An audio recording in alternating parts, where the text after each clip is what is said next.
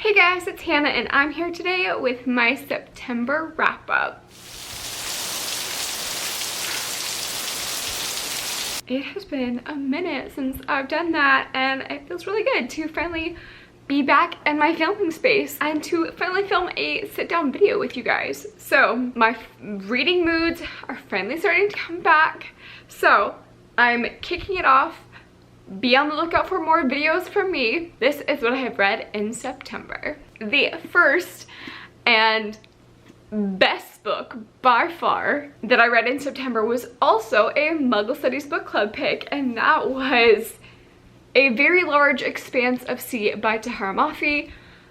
Holy crap, this is such a stellar read. If you have been sleeping on this, please go pick it up. It's absolutely amazing. This story, it takes place a year after 9/11. The main character is a high school Muslim girl and it talks about racism in America. It talks about relationships and how microaggressions can happen and like major aggressions can happen, and how America responded to that act and pointed it inward to our citizens. And it's such an amazing book, and I highly recommend. And it talks about white privilege and not realizing what's going on because you don't face it every day, and just, it's absolutely stunning. It also talks about, it's got a little bit of a romance and how people look at mixed relationships or mixed couples. And it also talks about fashion. It talks about breakdancing as well. This is such a good read from someone who is Muslim and wears a hijab. The author knows what she's talking about, and I beg you to pick it up and listen. It's so good. 5 out of 5 stars. Easily one of the best books that I have read this entire year. I highly recommend this one. Next up, I read my very first true crime book. I will pop a picture up here, and that is I'll Be Gone in the Dark by Michelle McNamara. Now this follows the Golden State Killer, and it talks about like the entire span of the Golden State Killer. I really enjoyed this one. I will say that in parts of it, it did get a little bit slow because we got off on tangents of other killers that crossed paths with this killer, like in the timeline. So it got kind of on a different like side tangent, but it was really good and eerie, and it talked about crime scenes, and it talked about like how the cops investigated and how Michelle McNamara got involved in the case and the different researches she did, and all of it was very interesting. And I am now looking at the true crime section a lot more because I could totally get into that type. So if you have any recommendations on true crime, please let me know because I really enjoyed it, and it was such a fast read for me too. Unfortunately, after those 2 books, the rest of the books that I have read this month were not as great. So another book that I have finished in the month of September, well, I started in September and finished in October, is Girl Crush by Katie Henney. And unfortunately, I didn't look up reviews. I just saw this was a cute female romance and wanted to pick this up. And as someone who is newly open about being bi, I was very interested in this book, and I specifically was looking for a female romance. Unfortunately, after reading this and looking at the reviews, I found some pretty disappointing things about this book and about the author. So this book was very cute.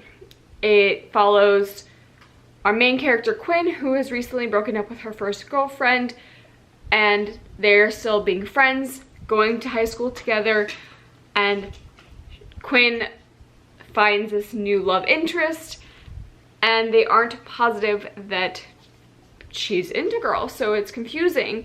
And there's a lot of bi erasure in here, unfortunately.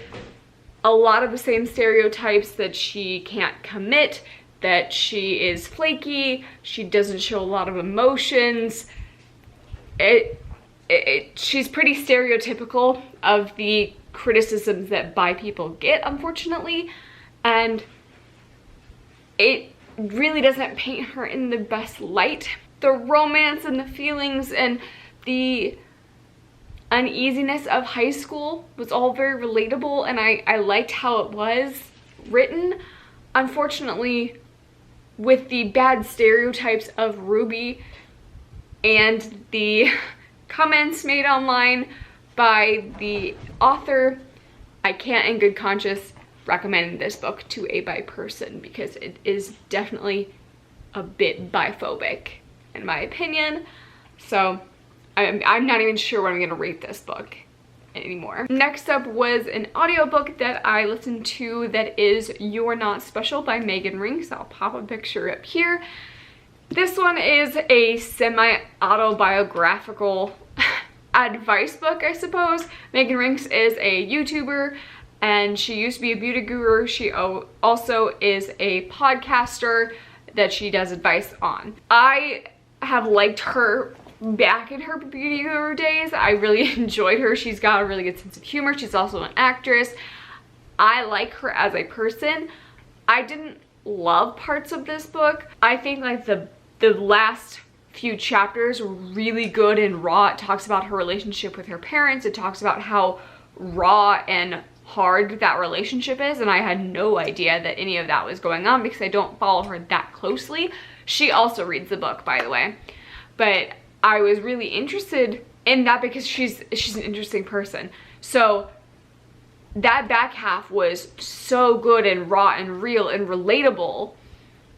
The rest of it was more of the advice type of things, and it was like, I was a bad kid in high school. Look, I did drugs and alcohol, and I don't advise you to do these things, but if you're gonna do them this way. And it's like, I don't really know if that's the way that we should go about things. That I know you're gonna do it, every kid does it, it's not good, but I don't know if we should tell you good ways to do it either.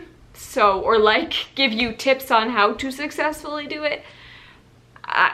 Yeah, I didn't love that part of it, and that was a good chunk of it, so I ended up giving this one like a 3 out of 5 stars because I really enjoyed her raw, real dating life when she's in college, and the relationship with her parents. I found that very interesting, and how to go through therapy and handle toxic parents and toxic behaviors, and how that molded how she views life. All of that was very interesting, but I would say you could probably skip like the first half, especially if you were not in high school. And lastly, I read Betrothed by Kiera Cass.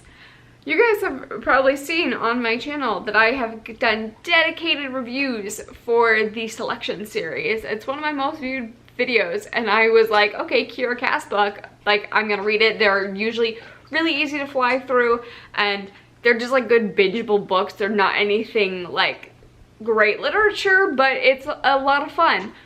This was not good. It was not good. I haven't decided what I'm rating it yet. Also, this has super low ratings on Goodreads. I'm talking like the average is like a 2. It's not good.